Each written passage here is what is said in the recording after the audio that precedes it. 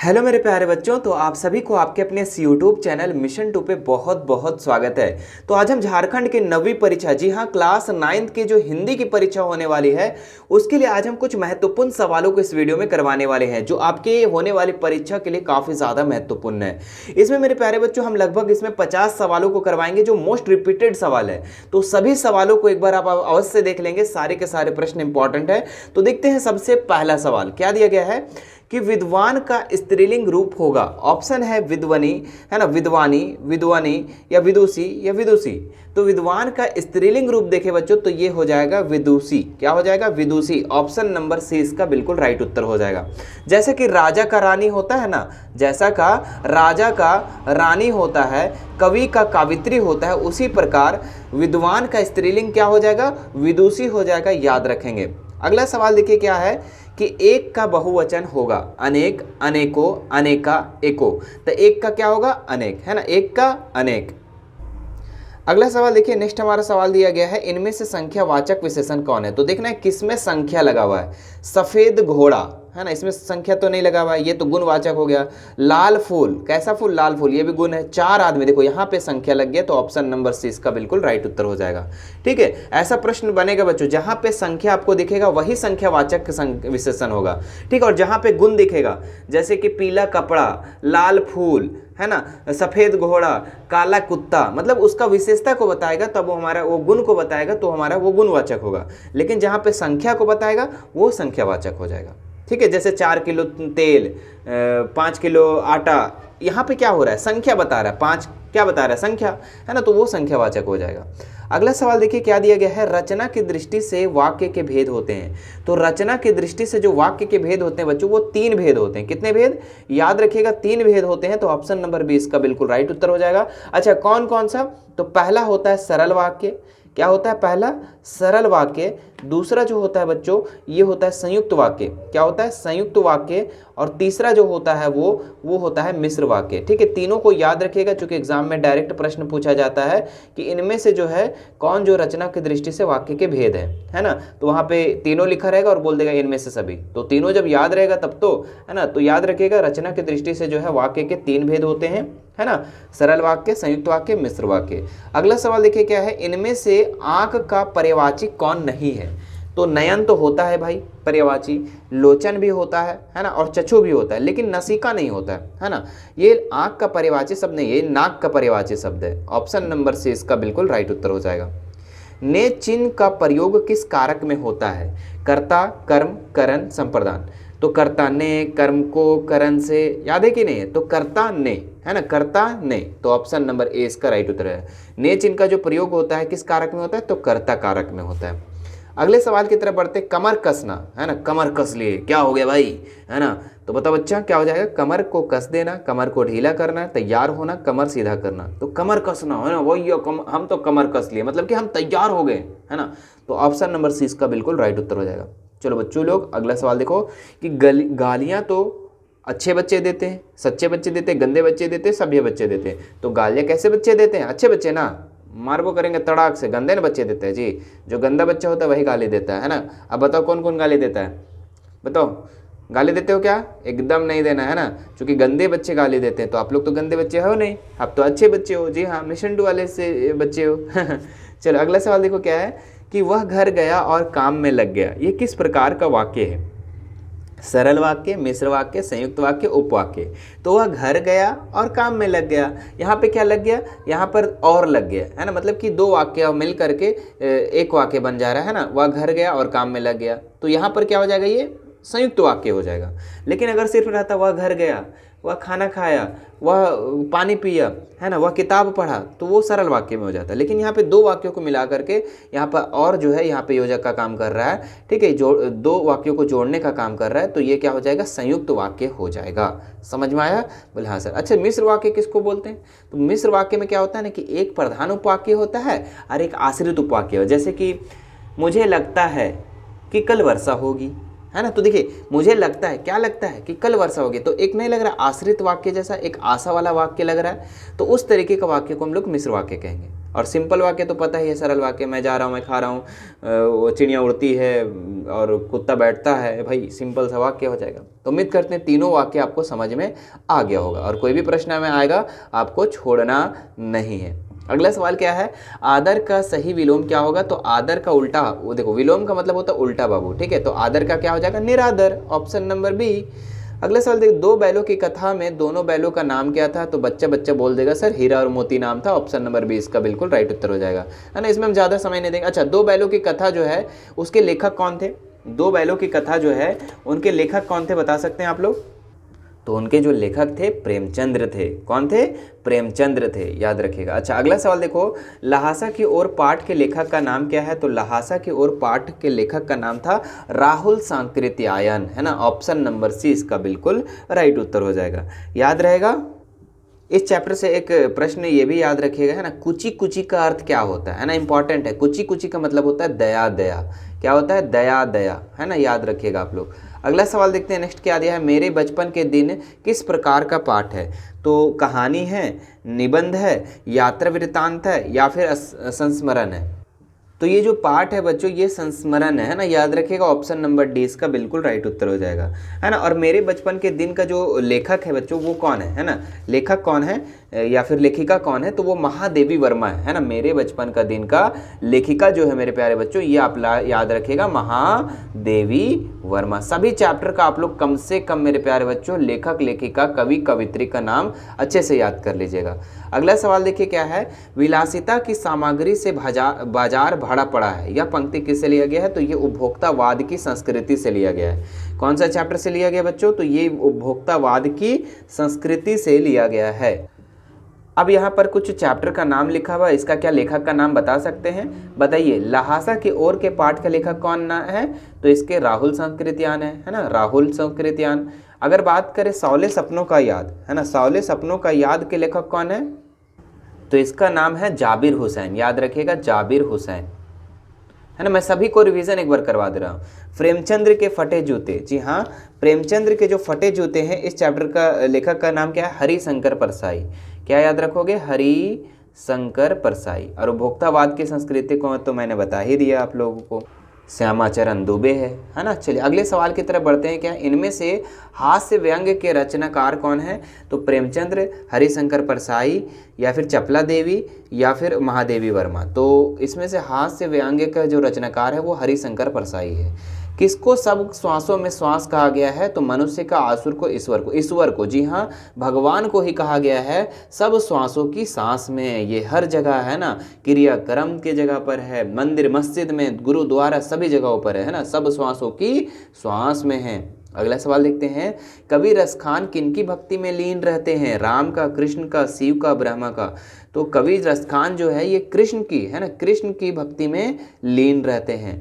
कवि माखनलाल चतुर्वेदी जेल में कैसे थे? तो काफ़ी उदास थे बच्चों, है ना, ऑप्शन नंबर सी इसका बिल्कुल राइट उत्तर हो जाए। ग्राम श्री कविता में किस ऋतु का वर्णन हुआ है?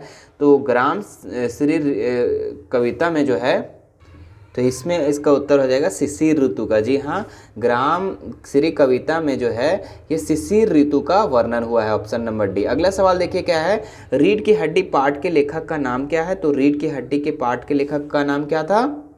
तो जगदीश चंद्र माथुर, ऑप्शन नंबर बी। अगला सवाल देखो नेक्स्ट क्या दिया गया है, मृत्यु का तरल दूध किसे कहा गया? तो ये बाढ़ को कहा गया, याद रखिएगा, है ना। रीढ़ की हड्डी में पाठ में विवाह योग्य कन्या का नाम क्या था? तो कन्या का जो नाम था ना, जो कन्या का नाम था वो उमा नाम था। क्या नाम था? उमा नाम था, है ना। और उमा की माँ का नाम क्या था? तो उमा का माँ का नाम प्रेमा था। क्या नाम था? प्रेमा था। ये भी याद रखेंगे। साथ ही साथ ये भी याद रखेंगे कि रीढ़ की हड्डी में पाठ में विवाह योग्य लड़का का क्या नाम था? लड़का का अगर पूछ देगा तो आप क्या कहना? शंकर नाम था, है ना। अगर लड़की पूछेगा तो उमा और लड़का पूछेगा तो शंकर। इस जल प्रलय में पाठ में किस शहर में आई बाढ़ का वर्णन हुआ है? तो पटना शहर में। किस शहर में? पटना शहर में। अगला सवाल देखते हैं नेक्स्ट क्या है, कवि का स्त्रीलिंग, सही स्त्रीलिंग इनमें से कौन सा है? तो कवि का स्त्रीलिंग अगर देखें तो काव्यत्री हो जाएगा। तो इसमें ऑप्शन नंबर जो बी जो हो जाएगा बिल्कुल सही हो जाएगा, काव्यत्री, है ना। ध्यान दीजिएगा कवित्री सब में लिखा हुआ है लेकिन कौइत्री हो जाएगा। अगला सवाल देखते हैं, अध्यापिका का बहुवचन क्या होगा? तो अध्यापिकाएं हो जाएगा। क्या हो जाएगा? अध्यापिकाएं, है ना, ऑप्शन नंबर बी। अगला सवाल देखते हैं, अध्यापक का बहुवचन क्या होगा? तो अध्यापिकाएं हो जाएगा। क्या हो जाएगा? अध्यापिकाएं हो जाएगा। अगला सवाल देखते हैं, अध्यापक का बहुवचन क्या होगा? तो अध्यापकाएं, है ना, ऑप्शन नंबर बी। अगला सवाल देखिए यहाँ पर, इनमें से परिमाणवाचक कौन सा है? तो परिमाणवाचक देखिए, इसमें आपको परिमाण बोले या फिर संख्यावाचक बोले तो एक ही उत्तर हो जाएगा इसका, ठीक है। तो इसमें जो उत्तर हो जाएगा आपका 1 तोला सोना, है ना, 1 तोला सोना। इसमें क्या है, परिमाण है यहाँ पर, 1 तोला सोना, 2 तोला सोना, 5 किलो, 6 किलो, 7 किलो, इस तरीके से रहेगा तो वो परिमाण हो जाएगा। बाकी तो आप लोग को गुणवाचक तो हम बता ही दिए, जिसमें गुण बताता है ना, सफ़ेद घोड़ा, लाल घोड़ा, है ना, पीला कपड़ा, है ना, गोरी लड़की, अच्छी लड़की, ये सब क्या है, गुण बता रहा है। अगला सवाल देखो क्या है, इनमें से सरल वाक्य का उदाहरण कौन है? भैया बता दे जल्दी से, बाबू लोग जल्दी बताओ, इसका उत्तर क्या होगा? पानी बरस रहा है, वर्षा हो रही है और अच्छा, सरल वाक्य बोला तो पानी बरस रहा है, सिंपल। यहाँ पे वर्षा हो रही है और बादल गरज रहे हैं, यहाँ और लग गई है तो संयुक्त वाक्य हो जाएगा। शिक्षक ने कहा कि कल वर्षा होगी, शिक्षक ने कहा कि कल वर्षा होगी, तो शिक्षक ने क्या कहा, कल वर्षा होगी, मतलब कि यहाँ पे आश्रित हो रहा है, यानी ये मिश्र वाक्य में हो जाएगा। तो तीनों का उदाहरण से समझ सकते हैं आप, सरल वाक्य किसको कहेंगे, संयुक्त वाक्य किसको कहेंगे और मिश्र वाक्य कहेंगे किसको कहेंगे। आप लोगों को मैंने ऊपर भी बताया कि वाक्य के 3 भेद होते हैं, है ना, सरल वाक्य, संयुक्त वाक्य, मिश्र वाक्य, और तीनों का उदाहरण यहाँ पे देखिए साफ साफ पता चल रहा है ना। वैसे यहाँ पे सरल वाक्य पूछा है तो ऑप्शन नंबर ए सही हो जाएगा, लेकिन तीनों का एग्जाम्पल देख लो। पानी बरस रहा है, सरल वाक्य, वर्षा हो रही है और बादल गरज रहे हैं, मतलब और लग गए, यहाँ पे संयुक्त वाक्य हो गया। ये शिक्षक ने कहा कि कल वर्षा होगी, यहाँ पे क्या है, एक प्रधान उपवाक्य है और एक क्या है, आश्रित उपवाक्य है ना। तो समझ में आ गया, ये मिश्र वाक्य में चला जाएगा। कोई भी क्वेश्चन आएगा आपको छोड़ना नहीं है। अगला सवाल देखो क्या है कि इनमें से आग का पर्यायवाची शब्द कौन नहीं होगा? तो आग का पर्यायवाची कौन नहीं होगा? तो अग्नि, अनिल, पावक, ज्वाला। तो अग्नि तो होगा भाई, पावक भी होगा, ज्वाला भी होगा, अनिल नहीं होगा, है ना, अनिल इसके पर्यायवाची शब्द नहीं होगा। आग बबूला होना भैया, गुस्सा करना, क्रोधित होना, आग बबूला होना, देखते हैं कैसे होता है, बोलते हैं ना कि अरे वो तो आग बबूला हो गया, मतलब कि वो बहुत गुस्सा हो गया भैया, क्रोधित हो गया, है ना। अच्छा, आप लोग सबसे ज़्यादा आग बबूला कब होते हो? कमेंट करो मुझे, है ना। चलिए अगला सवाल देखो बच्चा क्या है कि निम्नांकित वाक्यों में कर्ता के ने चिन्ह का सही प्रयोग किस वाक्य में हुआ है? तो बिरबल ने मनोरंजन करते थे, सेंटेंस सही मैच हो रहा है, बिरबल ने मनोरंजन करते थे, नहीं भैया। प्रेमचंद्र ने कहानी लिखी, यहाँ सही है। हमने सोया नहीं था ना, ये भी गलत है। माली ने पौधे को सींचता था ना, यहाँ पे क्या हो जाएगा, हम प्रेमचंद्र ने कहानी लिखी, ऑप्शन नंबर बी। हर्ष का सही विलोम क्या होगा? हर्ष का सही विलोम जो हो जाएगा, मतलब हर्ष का उल्टा पूछ रहा है, हर्ष का मतलब होता है खुशी बच्चों, और इसका उल्टा क्या हो जाएगा, दुखी, विषाद, ऑप्शन नंबर बी। अगले सवाल पे आइए क्या है, चीर चीर का सही अर्थ भेद कौन सा है? तो चीर चीर का मतलब एक यहाँ पर हो जाएगा, एक चीर का मतलब होता है कपड़ा और एक का मतलब होता है पुराना, ऑप्शन नंबर डी। निम्नलिखित में से कौन सा वाक्य शुद्ध है? शुद्ध वाक्य कौन सा इसमें बताना है। उनकी सौभाग्यवती कन्या का विवाह हो गया, नहीं। बंदूक एक उपयोगी शस्त्र है, नहीं। बाघ और बकरी एक घाट पर पानी पीते हैं, या बाघ और बकरी एक घाट पर पानी पिएगा, मारे खा जाएगा बाघ बकरी को, ये तो गलत बात है, साफ पता चल रहा है। उसके प्राण सूख गए। और यहाँ पर अगर बात करें हम ऑप्शन नंबर बी को भी ध्यान देते, बंदूक एक उपयोगी शस्त्र है, बताओ, बंदूक मतलब कि अच्छा शस्त्र है, उपयोग करने वाला है ना, ये भी गलत है, तो दो ऑप्शन कर गया। उनकी सौभाग्यवती कन्या का विवाह हो गया, उनकी सौभाग्यवती कन्या ना, ये भी सेंटेंस नहीं है। तो इसमें शुद्ध वाक्य देखेंगे तो उसके प्राण सूख गए, है ना। हीरा और मोती के स्वामी का नाम क्या था? तो झूरी नाम था। ये कौन सा चैप्टर से लिया गया है? तो ये 2 बैलों की कथा से लिया गया है। 2 बैलों की कथा का चैप्टर का ये लेखक कौन है? तो प्रेमचंद्र है। याद रहेगा ना? बोले हाँ सर याद रहेगा। सवाल कभी कभी ऐसा भी आता है कि 2 बैलों की कथा क्या है? तो वो एक कहानी है ना। और गधे का छोटा भाई को किसे कहा गया है? तो वो बैल को कहा गया है। गधे के छोटा भाई किसे कहा गया? बैल को कहा गया। ये सारी चीज़ आप लोग याद रखिए, कहानी वाला था तो उम्मीद है कि सबको याद होगा। लेखक राहुल संस्कृतियान का सहयात्री कौन था? तो सहयात्री अगर बात करें तो यहाँ पर कौन था? तो सुमति था, है ना, सुमति, ऑप्शन नंबर बी। अगला, शौर्य सपनों की याद के पाठ के लेखक कौन है? तो शौर्य सपनों याद Jabir Hussain, option number C. Next सवाल देखो बच्चा क्या है कि निम्नांकित कथनों में से सही कथन को चुने। तो बाएं पांव का जूता ठीक और दाहिने जूते का बड़ा छेद हो गया है, जिसमें से उंगली बाहर आई है ना। अगला है लोग तो इत्र चुपड़ कर फोटो खिंचवाते हैं जिसमें फोटो में खुशबू आ जाए। तुम्हारी यह व्यंग्य मुस्कान मेरे हौसले बढ़ाती है, जिसे तुम घृणित समझते हो उसके तरफ अंगूठे से इशारा करते हो। तो इसमें अगर सही वाक्य को चुनने बोल रहे हैं ना, तो इसमें ये सही हो जाएगा। कौन सा? बाएं पाँव का जूता ठीक है मगर दाहिने जूते में बड़ा छेद हो गया है, जिसमें उंगली बाहर निकल आई। ये कौन सा चैप्टर से है? प्रेमचंद्र के फटे जूते से। मनुष्य ईश्वर को कहाँ नहीं ढूंढता है? तो मंदिर में तो ढूंढता है भाई, मस्जिद में भी ढूंढता है, और क्रियाक्रम जब होता है तो भी ढूंढता है, लेकिन खेल का मैदान में मनुष्य ईश्वर को नहीं ढूंढता है। पाठ्य पुस्तक में संकलित रसखान की कविता किस छंद से लिया गया है? तो ये आपका सवैया से लिया गया है।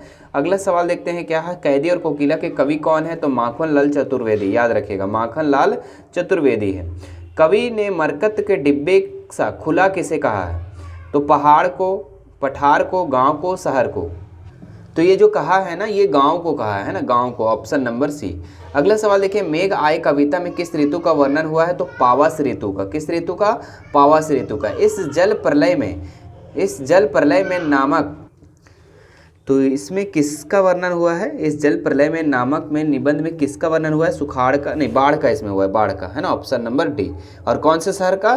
तो पटना शहर का। रीढ़ की हड्डी किस प्रकार का पार्ट है? तो ये रीढ़ की हड्डी जो है ये एकांकी है बच्चों, याद रखिएगा, एकांकी। रीढ़ की हड्डी जो है ये किस तरीके का पार्ट है? एकांकी है। और इसके लेखक कौन है? जगदीश चंद्र माथुर है, मैंने बता भी दिया था।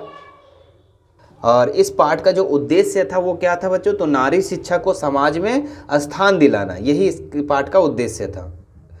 चलिए आगे देख लेते हैं। मेरे संग की औरतें पाठ की लेखिका का मृदुला गर्ग अपने भाई बहनों में किस स्थान पर? तो ये तीसरा स्थान पर थी, ऑप्शन नंबर सी।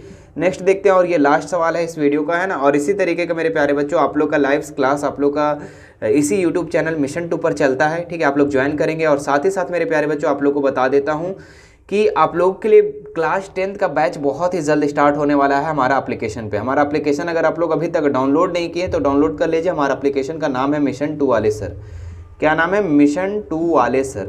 इस एप्लीकेशन को जाकर प्ले स्टोर में जाकर डाउनलोड कर लीजिएगा।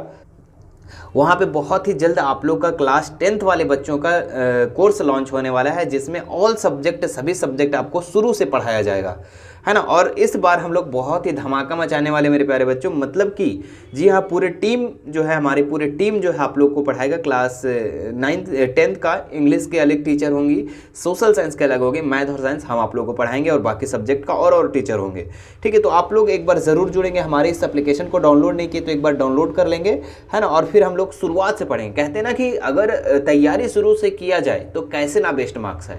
अगर शुरू से तैयारी करेंगे हम लोग क्लास 10th के लिए तो बहुत अच्छा नंबर आएगा। और मिशन 2 से पढ़ करके काफ़ी बच्चे टॉपर हुए हैं, और मुझे भी आशा है कि आप लोग भी अगर हमारे साथ मेहनत करोगे तो आप लोग भी टॉपर के सूची में, टॉपर के लिस्ट में ज़रूर नाम लाओगे, है ना।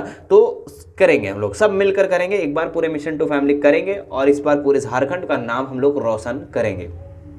चलिए लास्ट सवाल हम लोग कर लेते हैं। क्या है? रीढ़ की हड्डी पाठ में विवाह योग्य का लड़का का नाम क्या था? तो शंकर नाम था, है ना। लड़का का नाम अगर पूछा तो शंकर, और लड़की का नाम अगर पूछे तो क्या बोलेगा? उमा, है ना। और अगर बात करें उमा जो है कितनी पढ़ी थी, तो उमा जो पढ़ी थी ये बीए पढ़ी थी। कितनी पढ़ी थी? बीए पढ़ी थी। और इस चैप्टर में जो पात्र था यहाँ पे कौन कौन लोग थे, तो रामस्वरूप जी थे, है ना, और शंकर भी था, गोपाल प्रसाद था, उमा थी, लेकिन चित्रा नहीं थी, है ना। ये भी याद रखिएगा, इंपॉर्टेंट है एग्जाम के लिए। चलिए आज के क्लास हम यहीं तक ख़त्म करते हैं ना। और इस वीडियो को ज़्यादा से ज़्यादा शेयर कर दीजिएगा बच्चों। जो भी आप क्लास 9th में होंगे और तैयारी कर रहे होंगे एग्ज़ाम के लिए, तो आप शेयर इस वीडियो को ज़्यादा से ज़्यादा ज़रूर कर देंगे, ठीक है।